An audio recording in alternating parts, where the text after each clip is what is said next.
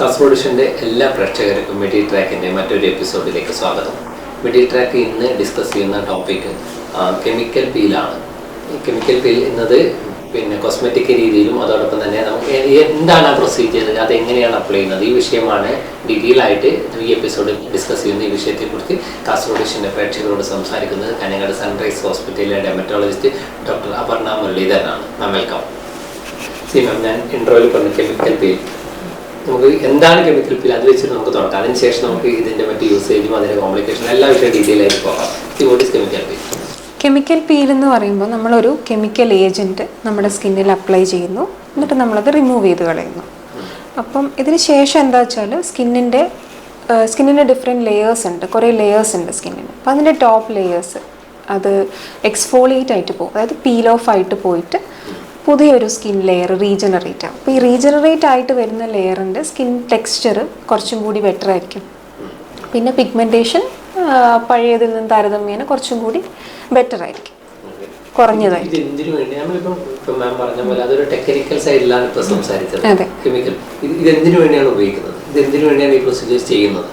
Okay, അപ്പോൾ ഞാൻ പറഞ്ഞ പോലെ നമ്മളിപ്പോൾ ഒരു കൺട്രോൾഡ് എക്സ്ഫോളിയേഷൻ ആണ് ഇതിൽ ചെയ്യുന്നത്. അപ്പോൾ ഇത് നമ്മൾ യൂസ് ചെയ്യാവുന്ന കുറേ ഇൻഡിക്കേഷൻസ് ഉണ്ട് ഇതിന്. ഇപ്പം മെയിൻലി നമ്മൾ ആക്നെ അല്ലെങ്കിൽ മുഖക്കുരു കാരണമുള്ള കറുത്ത പാട്, പിന്നെ മുഖക്കുരു കാരണം ഉണ്ടാകുന്ന കലകൾ, ചെറിയ കലകൾ, പിന്നെ പലതരം പിഗ്മെൻറ്റേഷൻസ് ഉണ്ട്, കറുത്ത പാടുകൾ, മെലാസ്മ, കരിമങ്ങൽ എന്നൊക്കെ പറയുന്നത്, പിന്നെ ഫ്രെക്കിൾസ്, പിന്നെ നമ്മുടെ മുഖത്ത് കണ്ണിന് ചുറ്റുമുള്ള കറുത്തപ്പാട്, ചുണ്ടിലുള്ള കറുത്തപ്പാട്, പിന്നെ അണ്ടർ ആംസിലുള്ളത്, കഴുത്തിലുള്ളത്, അങ്ങനെയുള്ള കറുത്ത പാടുകൾക്കൊക്കെ നമുക്ക് പിഗ്മെൻറ്റേഷൻസിനൊക്കെ നമുക്കിത് യൂസ് ചെയ്യാം. പിന്നെ സ്കിൻ ടാനിങ് ഉണ്ടാവുമല്ലോ, വെയിൽ കൊണ്ടിട്ടുണ്ടാകുന്ന ടാനിങ്ങിന് യൂസ് ചെയ്യാം.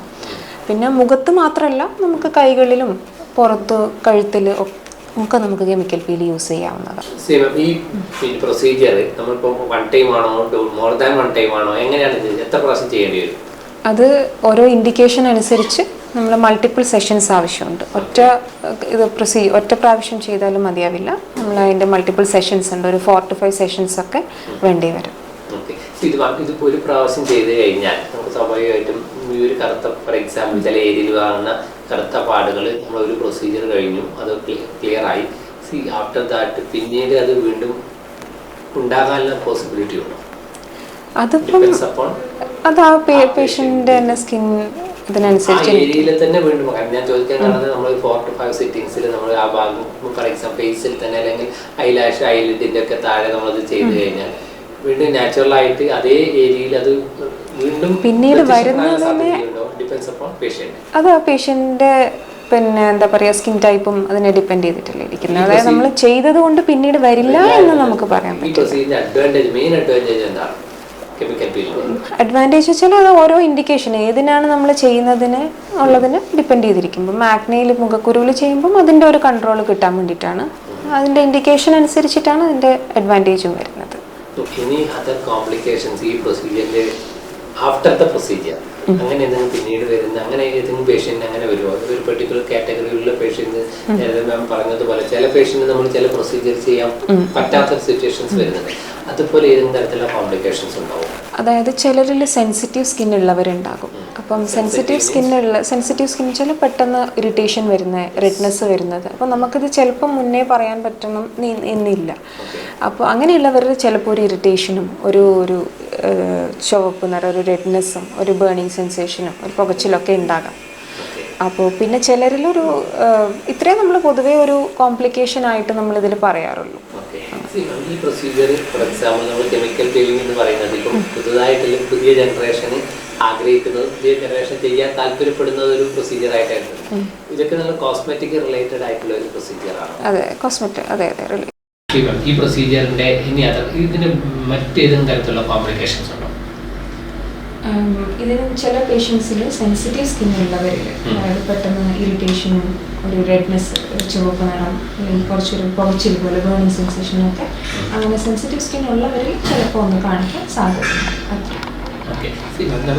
പ്രൊസീജിയറെ കുറിച്ച് പറഞ്ഞില്ലേ, എങ്ങനെയാണ് എങ്ങനെയാണ് അപ്ലൈ ചെയ്യുന്നത് ഈ പ്രൊസീജിയർ? ഇതിന് ചില മെഷീന്റെ സഹായത്തോടു കൂടി മാഡം ഇപ്പോൾ പറഞ്ഞല്ലേ, ഫസ്റ്റ് ഒരു അല്ലെങ്കിൽ അത് കെമിക്കൽ പീലിംഗ് ചെയ്യുന്ന സമയത്ത് ചില പ്രൊസീജിയർ ഉണ്ടാവില്ല, ആ പ്രൊസീജിയർ ഒന്ന് എക്സ്പ്ലെയിൻ ചെയ്യാൻ പറ്റും? അതായത് ഇത് നമ്മൾ പേഷ്യൻറ്റിനെ ആദ്യം നമ്മൾ ക്ലെൻസ് ചെയ്യുന്നു. അതായത് മുഖത്തുള്ള എക്സസ് ഓയിൽസും ഡേർട്ടും ഒക്കെ ഒന്ന് റിമൂവ് ചെയ്യാൻ വേണ്ടിയിട്ട് ഒന്ന് ക്ലെൻസർ വെച്ചിട്ട് ക്ലെൻസ് ചെയ്തതിന് ശേഷം പിന്നെ നമ്മൾ അപ്ലിക്കേറ്റർ വെച്ചിട്ട് പിന്നെ നമ്മൾ എൻസൊക്കെ കോർണേഴ്സ് ഉണ്ടാവും, ഈ കോർണേഴ്സൊക്കെ നമ്മൾ പ്രൊട്ടക്റ്റ് ചെയ്യാൻ നമ്മൾ പെട്രോളിയം ജെല്ലി അപ്ലൈ ചെയ്തിട്ട് പിന്നെ അതിന് ശേഷം നമ്മൾ ഈ പീല് അപ്ലിക്കേറ്റർ വെച്ചിട്ട് അപ്ലൈ ചെയ്യുകയാണ് ചെയ്യുന്നത്. അത് വളരെ തിൻ ലെയറായിട്ട് റിക്വയർഡ് ഏരിയാസിൽ നമ്മൾ അപ്ലൈ ചെയ്ത് കൊടുക്കുന്നു. പിന്നെ ഇത് വളരെ ഒരു 2 to 3 minutes ഒക്കെ, അതായത് ഓരോ പീൽസിനെ ഡിപ്പെൻഡ് ചെയ്തിട്ടിരിക്കും എത്ര നേരം വെക്കണം എന്നുള്ളത്. അപ്പം യൂഷ്വലി ഒരു 2 to 3 minutes ഒക്കെ കഴിയുമ്പോൾ നമ്മളത് റിമൂവ് ചെയ്യുന്നു. ചിലപ്പോൾ നമ്മൾ ന്യൂട്രലൈസിങ് ഏജൻറ്റ് ഉപയോഗിക്കും, ഇല്ലെങ്കിൽ നമ്മൾ വാട്ടർ വെച്ചിട്ട് തന്നെ റിമൂവ് ചെയ്തിട്ട് അങ്ങനെയാണ് പേഷ്യൻറ്റ്. പിന്നെ അതിന് ശേഷം നമ്മൾ സൺസ്ക്രീൻ അപ്ലൈ ചെയ്യും, മോയ്സ്ചറൈസറൊക്കെ അപ്ലൈ ചെയ്തിട്ടാണ് പേഷ്യൻറ്റിനെ വീട്ടിൽ വിടുന്നത്. ഇത് ഓൾമോസ്റ്റ് ഒരു എത്ര ടൈം എടുക്കും? ഒരു ടൈം ഡ്യൂറേഷൻ പ്രൊസീജിയർ എന്ന് പറയുന്നത് എത്രയാണ്? മാക്സിമം ഒരു 10-20 minutes ഒക്കെ എടുക്കുള്ളൂ. വളരെ സിമ്പിളാണ്, വളരെ സിമ്പിളാണ്. വളരെ ഷോർട്ട് ആയിട്ടുള്ള അതെ, ഓഫീസ് പ്രൊസീജിയർ തന്നെയാണിത്.